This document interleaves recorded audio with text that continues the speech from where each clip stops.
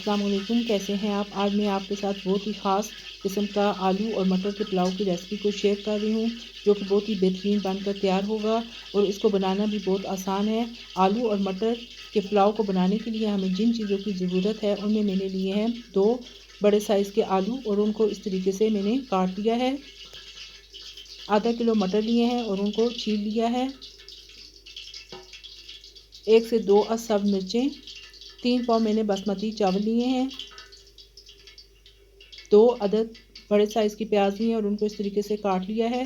2 tablespoon अदरक और लहसुन पिसा हुआ, 2 अदद मीडियम साइज़ के टमाटर इस तरीके से कटे हुए, मसाले जात में खुश धनिया 1 टेबलस्पून, साबुत गर्म मसाला जिसमें 10 अदद काली मिर्चें, हाफ़ टी स्पून सफ़ेद ज़ीरा, 2 से 3 अदद दालचीनी के टुकड़े, 2 अदद लौंग और 1 मोटी इलायची, सौंफ पिसे हुए हाफ़ टी स्पून, नमक 1 टीस्पून, कुटी हुई लाल मिर्च 1 टीस्पून, पिसा हुआ गर्म मसाला 1 टीस्पून।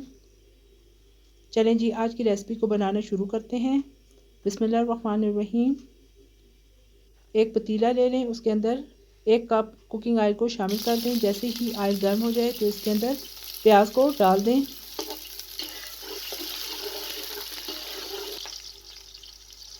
हल्का सा जैसे प्याज नरम हो जाए तो इसके अंदर साबुत गर्म मसाले को शामिल कर दें। प्याज को हमने डार्क ब्राउन या लाइट ब्राउन नहीं करना, बल्कि हल्का सा इसे नरम करना है, क्योंकि डार्क ब्राउन करने से या लाइट ब्राउन करेंगे तो इसका कलर ख़राब हो जाएगा, पुलाव का कलर अच्छा नहीं आएगा।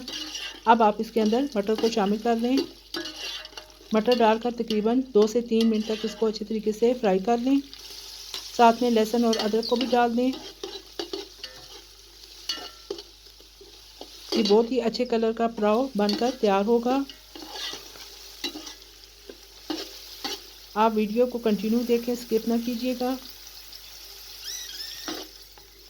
ताकि आपसे कोई स्टेप मिस ना हो। अब आप इसके अंदर आलूओं को शामिल कर दें।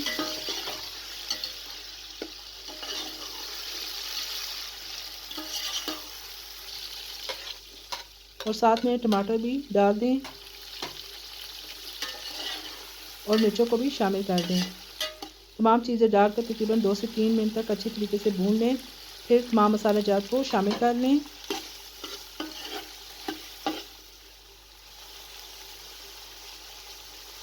साथ में थोड़ा सा पानी भी डाल दें।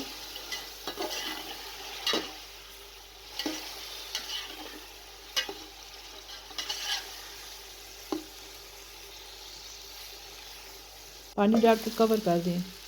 ये देखेंगे तकरीबन 2 से 3 मिनट हो चुके हैं और मसाले अच्छे तरीके से मिक्स हो चुके हैं। फ्लेम को आपने मीडियम ही रखना है।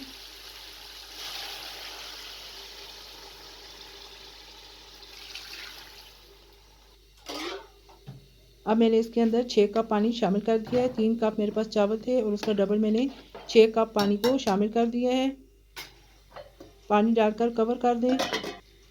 ये देखिए जी, पानी में उबाल आना शुरू हो चुका है। अब भीगे हुए चावलों को आप इस तरीके से शामिल कर दें।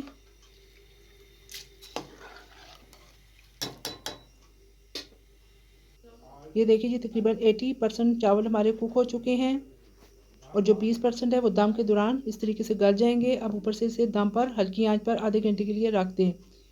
ये देखिए जी, तकरीबन आधा घंटा गुजर चुका है और हमारा आलू मटर का पुलाव रेडी हो चुका है। ये देखिए जी, चावल कितने खिले खिले हैं, एक एक दाना इसका खिला हुआ है और कलर भी इसका कितना खूबसूरत आया है और इतनी अच्छी खुशबू आ रही है कि मैं आपको बता नहीं सकती। अब मैं आपको डिश आउट करके दिखाती हूँ।